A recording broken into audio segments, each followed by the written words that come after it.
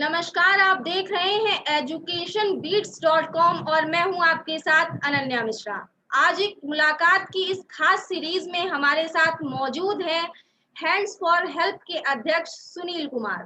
मैं अपने दर्शकों को बता दूं कि सुनील जी कोरोना काल में लोगों की मदद कर रहे हैं। आज हम उनसे सुनील जी से उनके बारे में तो जानेंगे ही, साथ में यह भी जानने की कोशिश करेंगे कि इस मुश्किल वक्त में वो किस तरह से लोगों की मदद कर रहे हैं। सुनील जी, आपका बहुत बहुत स्वागत है एजुकेशन बीट्स के मंच पर। Thank you. सुनील जी, सबसे पहले मैं चाहूंगी कि आप हमारे दर्शकों को अपने बारे में बताएं, अपना परिचय दें कि आप किस तरह से काम कर रहे हैं और किस तरह से लोगों की सहायता कर रहे हैं। पहले सबको मेरा नमस्कार, आपको मेरा नमस्कार, धन्यवाद आपने हमें अपने आप से जोड़ा। हम आपको बता दें, मेरा नाम सुनील कुमार है और हैंड्स फॉर हेल्प एनजीओ को हम 2010 से चला रहे हैं अलीगढ़ शहर के अंदर।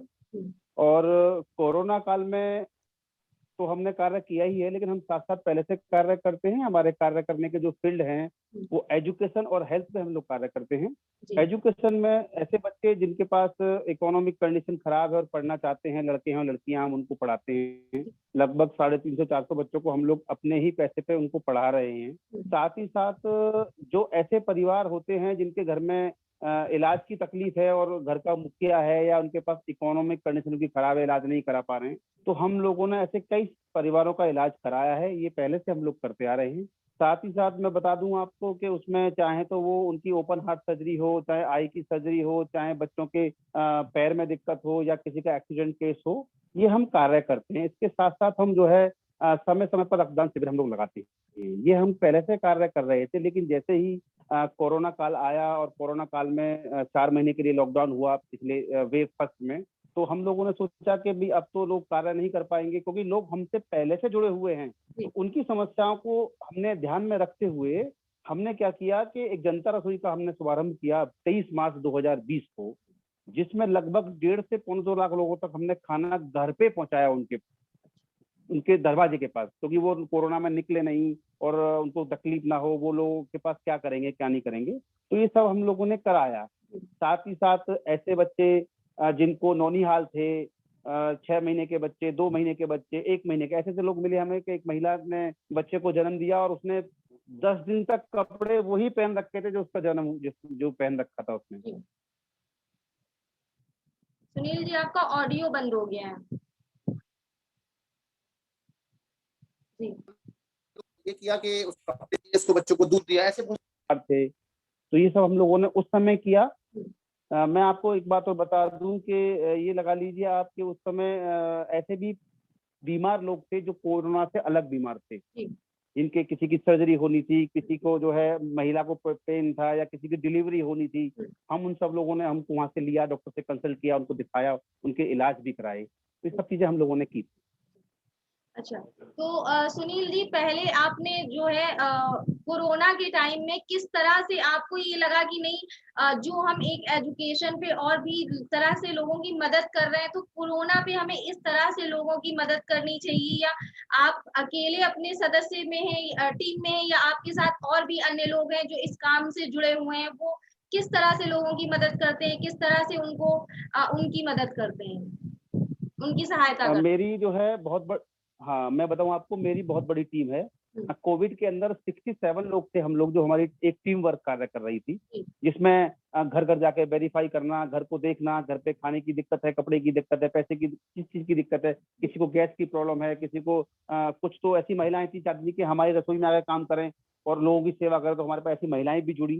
साथ ही साथ जो टीम थी, हमारी टीम का कहना ये था कि घर घर जाके हम लोग वेरीफाई करेंगे। हमने अलग अलग टीम बना रखी थी, मेडिकल टीम अलग थी, खाने की टीम अलग थी, बच्चों को दूध देने की टीम अलग थी, और साथ साथ प्रवासी मजदूर थे जो उस समय पे जा रहे थे। लगभग 1600 प्रवासी मजदूरों को घर भेजना था, जो नजदीक नियर अबाउट थे, यानी कोई हम अलीगढ़ में रहते हैं, कोई आगरा के थे, कोई एटा के थे, किसी को कानपुर जाना था, कोई बिहार जाना था। तो हम लोगों ने उनको जो है जो जाने की व्यवस्थाएं हमने प्रोवाइड कराई। तो टीम मेरी 67 लोगों में हमने टीम को बांट रखा था। सर्वे टीम अलग थी, फोन कॉल उठाने वाली टीम अलग थी, सब कुछ अलग अलग था। पूरी टीम वर्क में टीम ने काम किया। मेरे साथ डॉक्टर्स भी जुड़े हुए हैं, कुछ जो है छात्र स्टूडेंट हैं, कुछ लोग बिजनेसमैन हैं, तो सब तरह के लोग मेरे साथ जुड़े हुए हैं जो पिछले 10 साल से मेरे साथ कार्य कर रहे हैं। तो मैं आपको बता दूं कि जी जी जी जी बताएं। जी कोविड 2 में अभी जो ये लहर आई है, अभी इस वाला जो जो अभी सेकंड वेव जो आया है, सेकंड वेव में हमारा मेन मोटिव था ऑक्सीजन लोगों तक पहुंचाना, जी। ऑक्सीजन पहुंचाना, बेड्स अवेलेबल कराना, और साथ ही साथ लोगों को दवाइयां प्रोवाइड कराना। हमको पहले जो दिक्कत आई थी वो इसमें भी आई कि कोविड के साथ साथ ऐसे भी मरीज थे जिनका इलाज नहीं मिल पा रहा था उनको। बिल्कुल। जैसे कि एक लड़का मुझे मिला, उसका पैर में गैंग्रीन हो गया था और उसका पैर कटना था। हमने उसको ढूंढा, हमने उसको लेके आए, डॉक्टर से रिक्वेस्ट की, उसका कोविड टेस्ट कराया क्योंकि उसकी सर्जरी बहुत जरूरी होनी थी। उसकी सर्जरी कराई, उसका पैर बच गया। ऐसे एक महिला मिली हमें 36 ईयर की, वो आगरा की रहने वाली थी, उनके हार्ट की डिसीज थी, दिल का उनका ऑपरेशन होना बहुत जरूरी था, नहीं तो वो मर जाती। तो टीम ने फिर डॉक्टर से कंसल्ट किया, हमारे जेएनएमसी में डॉक्टर ने बात की, उन्होंने कहा भाई बहुत दिक्कतें हैं। फिर हमने उनके प्रोटोकॉल के तहत उनको एडमिट कराया, उनकी ओपन हार्ट सर्जरी हुई, आज वो ठीक हैं। ऐसे बहुत सारे केसेस थे जिनको हम लोगों ने कराया है। देखिए कोविड के मरीज तो थे ही थे, लेकिन साथ साथ ऐसे बहुत से मरीज थे जो रेगुलर पेशेंट थे। किसी को डायबिटीज की प्रॉब्लम थी, दवाई नहीं मिल रही थी, किसी को बीपी की दिक्कत थी, किसी को जल गए थे, उनके चोट की दिक्कत चल रही थी, तो उनको सबको हम लोगों ने मेंटेन करने की कोशिश की। लगभग 160 लोगों को हमने ट्रीटमेंट के दायरे में लेके आई। ये फेज 2 का है, और फेज 1 में 202 लोगों का ट्रीटमेंट हम लोगों ने कराया था कोविड काल में। अच्छा, तो सुनील जी आप इस तरह से लोगों की मदद कर रहे थे शहरों में। जब कोरोना का असर बढ़ा तो काफी लोग सामने आए मदद करने के लिए, लेकिन क्या इस तरह की मदद गांवों में भी मिल रही है, मुहैया कराई जा रही है कि घर घर जाके लोग वेरीफाई करें, उनको उनकी जरूरत का सामान दे, खाना दे, दूध दे, कपड़े दें, या उनका इलाज करवाएं? क्या ये सब गांवों में भी संभव हो पाया है? देखिए गांव में जो हमारे शहर के जो नियर अबाउट एक गांव थे, जो अलीगढ़ के पास के गांव थे, उन लोगों में हमने कोशिश करी जाने की, लेकिन गांव में दिक्कतें बहुत थी। जो गांव दूर थे, शहर से दूर, अगर 30 किलोमीटर भी है तो वहां लोग नहीं पहुंच पा रहे थे।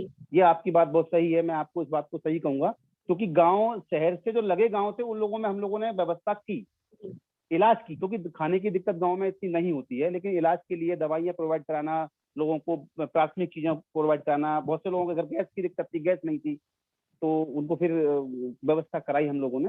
लेकिन गांव में, दूर दराज के गांव में, ये आई थिंक मेरे हिसाब से हेल्प नहीं पहुंच पाई। जी बिल्कुल, क्योंकि जो गांव है, शहर में तो हॉस्पिटल्स हैं, अच्छे अच्छे डॉक्टर्स हैं, लेकिन गांव में हॉस्पिटल्स के साथ ही डॉक्टर्स की भी कमी है।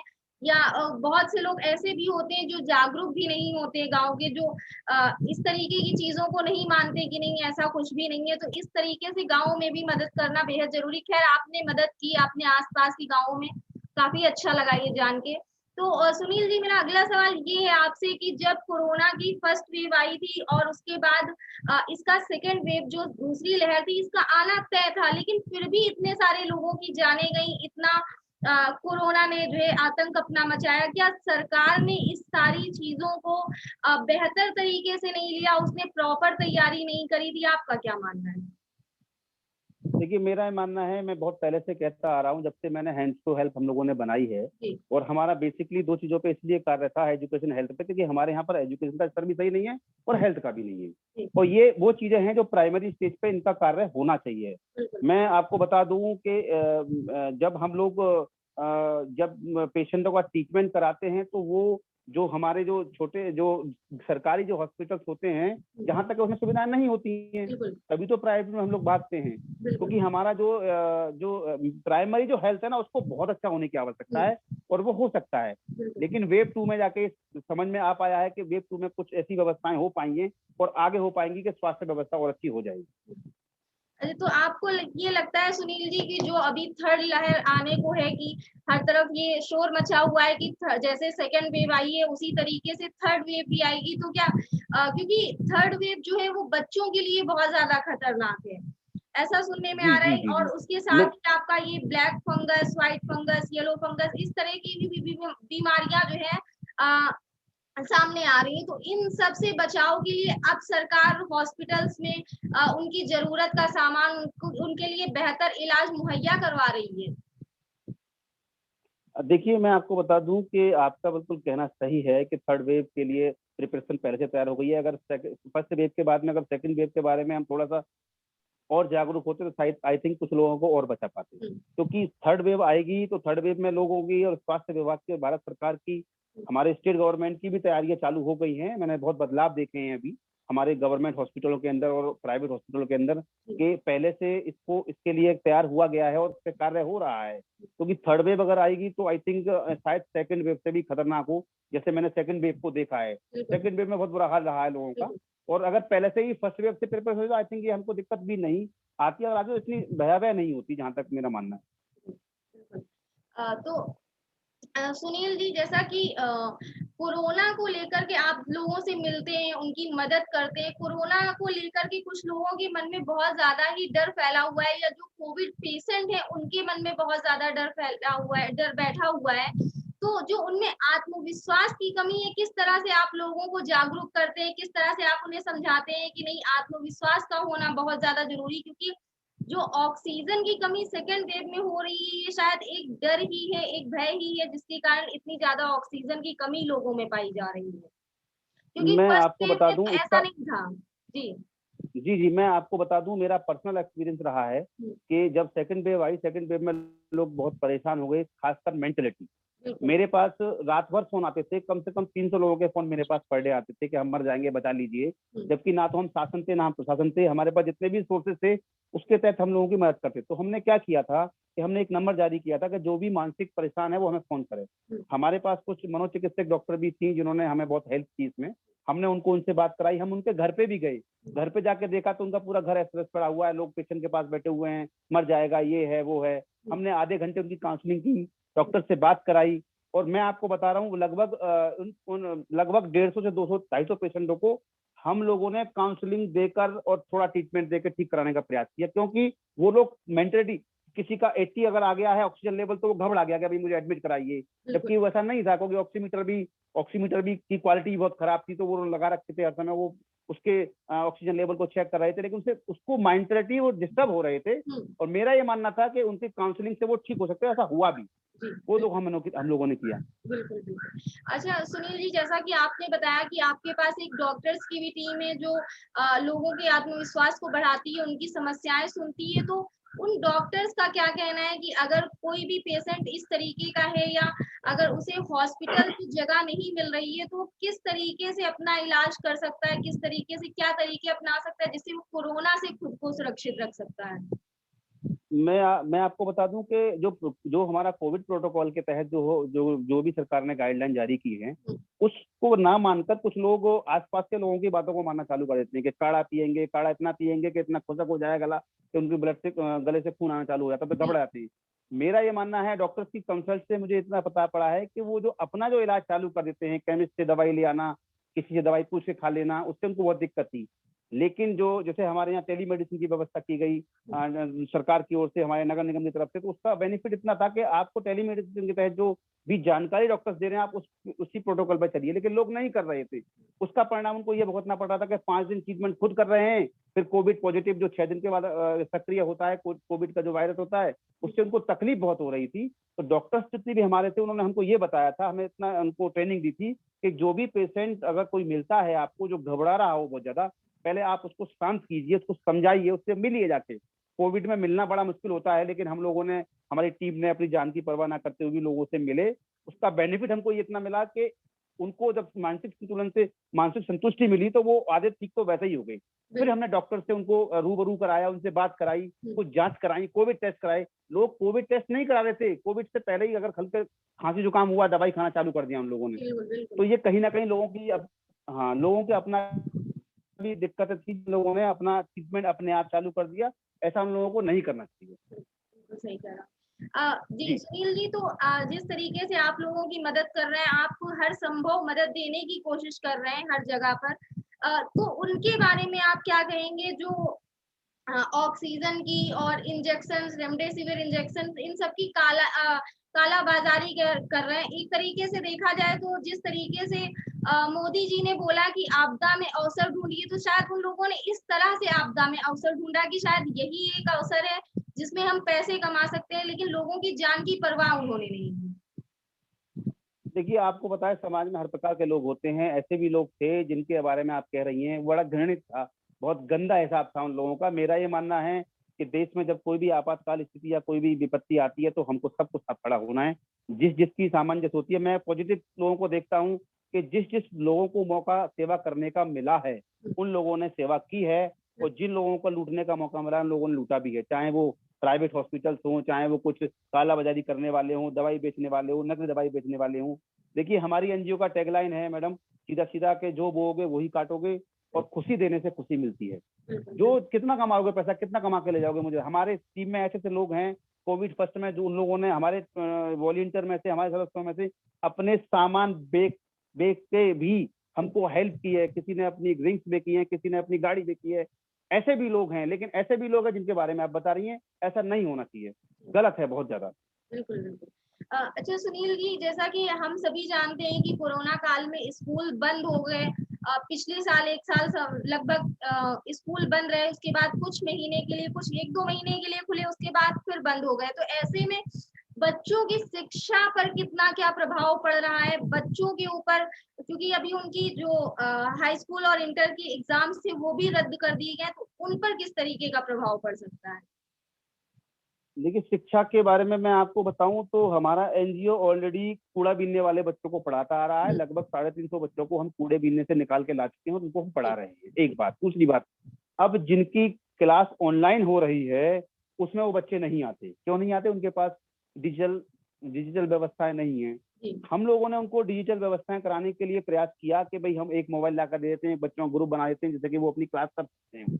लेकिन ये तो रही बात एक। लेकिन जो बच्चे रेगुलर में भी डिजिटल ऑनलाइन क्लास पढ़ रहे हैं, उनकी पढ़ाई का स्तर भी बहुत डाउन पे जाएगा, वो पढ़ाई का स्तर नहीं रहेगा। एजुकेशन तो हमारी पीछे चली गई है बच्चों की। बच्चे चिड़चिड़े हो गए हैं, बच्चों को प्रॉब्लम बहुत हो गई है। 2-2 घंटे क्लास करना, बच्चों की आई साइट वीक हो रही है, इससे बड़ा नुकसान हो रहा है।